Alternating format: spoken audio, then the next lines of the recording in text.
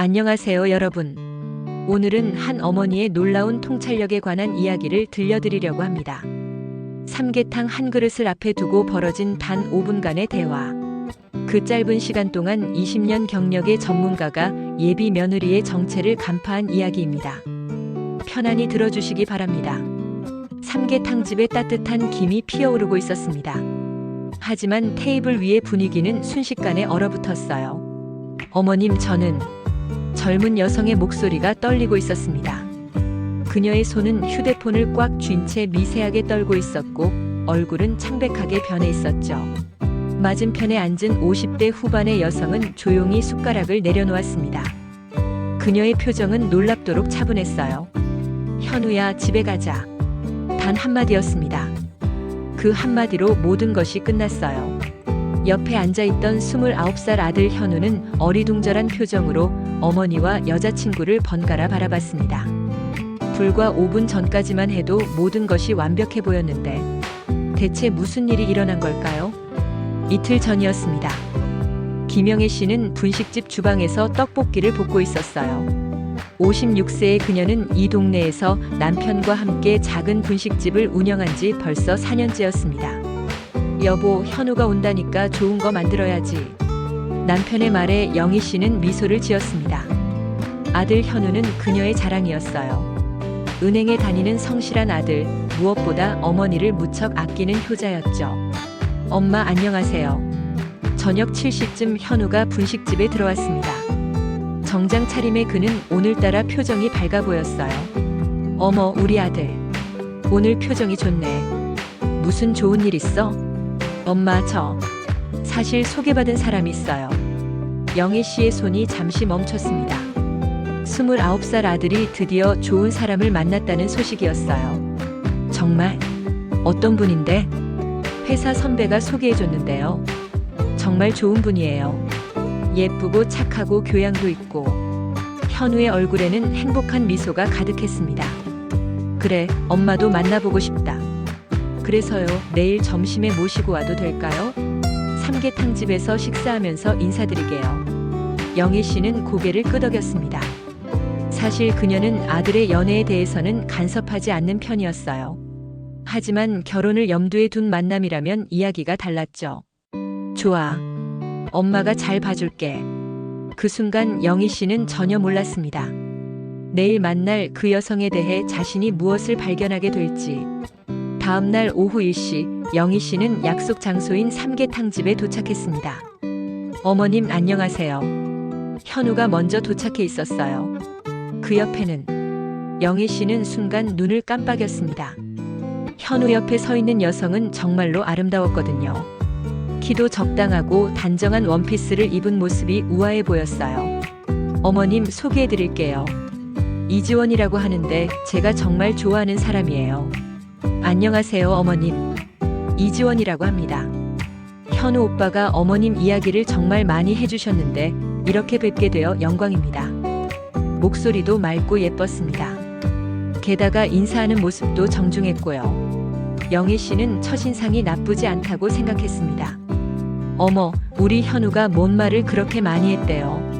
부끄럽네. 앉아요, 지원 씨. 세 사람은 테이블에 둘러앉았습니다. 삼계탕이 나오자 지원 씨가 먼저 어머니께 수저를 건넸어요. 어머님, 드세요. 고마워요, 지원 씨. 그런데 어디서 일해요? 저는 병원에서 간호사로 일하고 있어요. 아직 경력이 얕지만요. 간호사면 좋은 직업이네요. 부모님은 뭘 하시고? 아버님은 공무원이시고 어머님은 집에서 살림하세요. 대화는 자연스럽게 이어졌습니다. 지원 씨는 예의도 바르고 무엇보다 현우를 바라보는 눈빛이 따뜻해 보였어요. 영희 씨는 마음이 한결 놓였습니다. 식사가 시작되자 분위기는 더욱 화기애애했습니다. 어머님, 이 삼계탕 정말 맛있네요. 여기는 현우가 어릴 때부터 다닌 곳이에요. 대화는 평범했지만 영희 씨는 무언가를 관찰하고 있었습니다. 지원 씨, 병원 일이 어때요? 많이 바빠요? 네, 요즘 연말이라 좀 바빠요. 특히 응급실이 많아서요. 그런데 잠깐. 영희 씨는 조용히 기억을 더듬었습니다. 처음에는 간호사라고 했는데 응급실이라고. 아, 응급실에서 일하세요? 네. 아, 저는 일반 병동이지만 요즘 응급실 지원을 나가고 있어서요. 설명은 그럴듯했지만 영희 씨는 뭔가 부자연스럽다고 느꼈습니다. 그때 지원 씨의 핸드폰이 진동을 울렸어요. 죄송해요. 잠깐만 받을게요. 지원 씨가 전화를 받으며 자리에서 일어났습니다. 여보세요? 아, 네. 지금은 좀. 목소리가 작아서 내용은 잘 들리지 않았지만 뭔가 다급해 보였어요. 영희 씨는 별 신경 쓰지 않았습니다. 하지만 지원 씨가 전화를 끊고 돌아왔을 때 표정이 조금 어색해 보였습니다. 죄송해요. 병원에서 전화가 와서요. 괜찮아요. 일 때문이면 어쩔 수 없죠. 그런데 일요일인데 병원에서 전화가 와요? 현우가 궁금해하며 물었습니다. 아, 네. 오늘 특별히 나와야 하는 분이 있어서요. 영희 씨는 뭔가 미묘한 느낌을 받았습니다. 식사가 끝나갈 무렵 영희 씨는 몇 가지를 더 물어봤습니다. 지원 씨, 간호사 일이 힘들지 않아요? 처음엔 좀 어려웠는데 이제 적응했어요. 환자분들 돌보는 게 보람 있어요. 병원이 어디에 있어요? 강남에 있어요. 큰 병원이에요. 강남이면 집에서 멀겠네요. 아니에요. 지하철로 30분이면 돼요. 영희 씨는 계속 질문을 이어갔습니다. 그럼 아침에 몇 시에 출근해요? 8시 30분에 출근해서 보통 5시에 퇴근해요. 그런데 이상했습니다. 간호사 근무 시간은 보통 3교대인데 지원 씨의 설명은 일반 직장인 같았어요. 지원 씨 3교대 근무 아닌가요? 순간 지원 씨가 당황하는 기색을 보였습니다. 아, 저는 낮 근무만 하는 파트예요. 영희 씨의 의심은 점점 커져갔습니다. 그런데 그때 영희 씨는 지원 씨의 손을 봤습니다. 너무 깨끗하고 매끈했어요. 간호사라면 손을 자주 씻고 소독하기 때문에 손이 거칠어지기 마련인데 뭔가 이상해. 다음날 영희 씨는 더 확실히 알아보기로 했습니다. 사실 영희 씨에게는 아무도 모르는 과거가 있었어요. 분식집을 시작하기 전 그녀는 보험회사에서 20년 동안 일했습니다. 그것도 보험 사기 조사팀에서요. 수천 건의 사기 사건을 다뤘고 거짓말하는 사람들의 패턴을 꿰뚫고 있었죠. 영희 씨는 현우에게 전화했습니다. 현우야, 지원 씨랑 오늘 다시 만날 수 있을까? 엄마가 삼계탕 집에서 점심 사주고 싶어. 오후 2시 다시 삼계탕 집에서 만났습니다. 이번에 영희 씨의 분위기는 달랐어요. 더 집중적이고 날카로웠죠. 지원 씨, 어제 전화 받으실 때 들렸는데 급한 일이었나 봐요? 지원 씨가 잠시 당황했습니다. 아, 네. 별거 아니었어요. 그런데 그 사람 또 연락 왔어? 라고 하시던데 혹시 누구를 말씀하시는 건가요? 지원 씨의 얼굴이 창백해졌습니다. 저는 그런 말 안 했는데요. 제가 분명히 들었어요. 그리고 목소리 톤도 평소와 완전히 달랐고요. 현우가 어리둥절해 했습니다.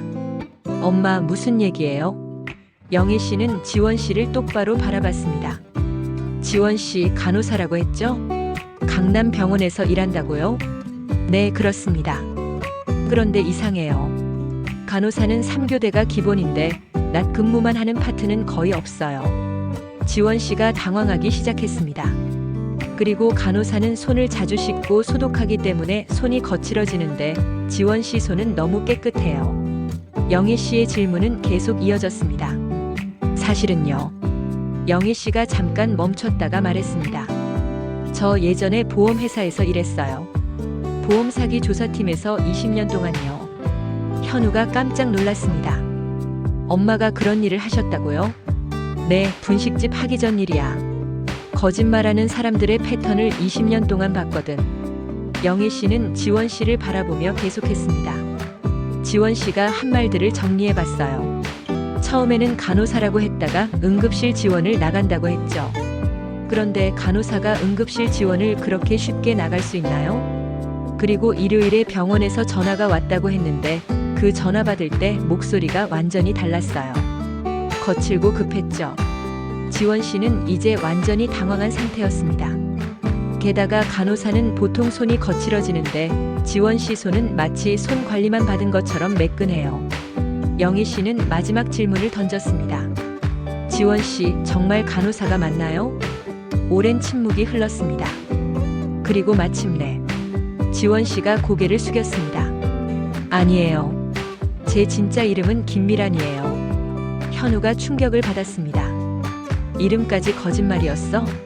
그리고 나이도 32살이에요. 27살이 아니라고. 미란이라고 밝힌 그녀가 고개를 숙였습니다. 저는 여러 남자분들을 만나면서 돈을 받는 일을 해요. 영애 씨가 차갑게 말했습니다. 결혼 사기죠. 여러 남자를 동시에 만나면서 돈을 받고 결혼 약속하고 사라지는 거예요. 미란이 고개를 끄덕였습니다. 맞아요. 저는 전문적으로 이런 일을 해요. 현우는 완전히 멘붕 상태였습니다. 그럼 나를 만난 것도 처음에는 그럴 생각이었어요. 현우 오빠가 은행에 다니고 부모님이 장사하시니까. 지금까지 몇 명이나? 12명 정도요. 대부분 200만 원에서 500만 원 정도 받고 사라졌어요.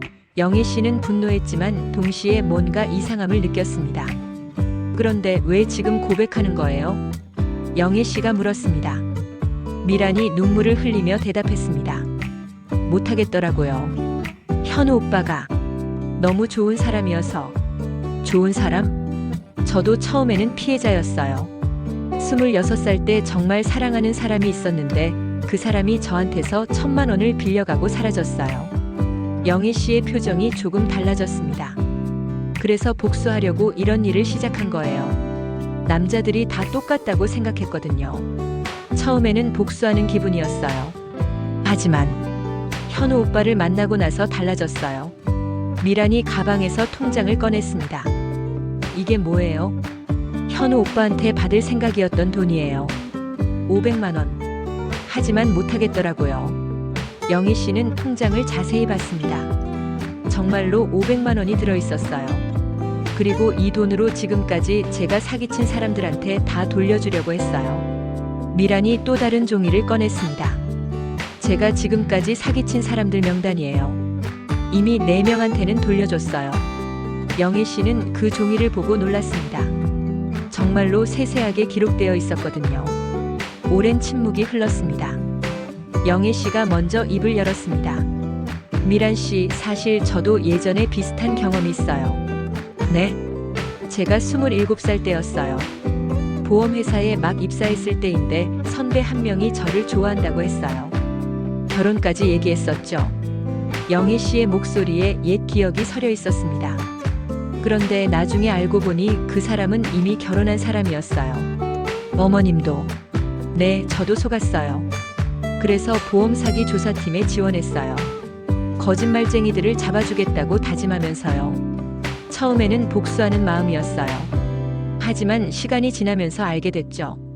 거짓말하는 사람들도 나름의 이유가 있다는 걸요. 영애 씨가 미란을 바라봤습니다. 미란 씨처럼 처음에는 피해자였다가 가해자가 되는 경우도 많았어요. 오늘 당신을 보니까 진짜로 변할 수 있구나 싶어요. 현우가 물었습니다. 엄마, 그럼 어떻게 할 거예요? 미란 씨, 조건이 있어요. 네, 말씀해 주세요. 첫째, 지금까지 속인 모든 사람들한테 진심으로 사과하고 돈을 돌려줘야 해요. 네, 그럴 생각이에요.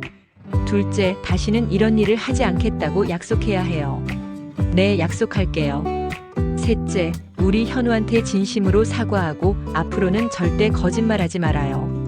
미란이 현우를 바라봤습니다. 현우 오빠, 정말 죄송해요. 하지만 오빠를 사랑하는 마음만은 진짜였어요. 6개월이 지났습니다. 미란은 지금까지 사기친 모든 사람들에게 돈을 돌려주었습니다. 그리고 정직하게 카페에서 일하며 살아가고 있었어요. 현우와의 관계는 천천히 신뢰를 쌓아가고 있었습니다. 어느 일요일 미란은 영희 씨의 분식집을 찾아왔습니다. 어머님, 안녕하세요. 어머, 미란이. 어서 와요. 오늘 현우 오빠랑 같이 오기로 했어요. 그래요? 잘했네. 미란이 영애 씨를 바라보며 말했습니다. 어머님, 그날 정말 감사했어요.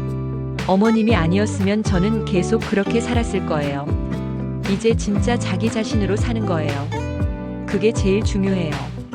네, 이제는 거짓말 없이 살고 있어요. 힘들지만 마음이 편해요. 그때 현우가 들어왔습니다. 엄마, 미란이 왔어요? 응, 조금 전에 왔어. 현우는 미란을 보며 미소를 지었습니다. 아직 조심스럽지만 예전보다 훨씬 자연스러워진 모습이었어요. 오늘 우리 셋이서 저녁 먹을까? 영애 씨가 제안했습니다. 좋아요, 엄마. 감사합니다, 어머님. 세 사람은 함께 분식집 테이블에 앉아 떡볶이를 먹었습니다. 과거의 상처와 거짓말은 천천히 치유되고 있었고 새로운 신뢰가 쌓이고 있었죠. 여러분, 오늘의 이야기는 여기까지입니다. 사람은 과연 변할 수 있을까요? 한번 잘못한 사람을 다시 믿을 수 있을까요?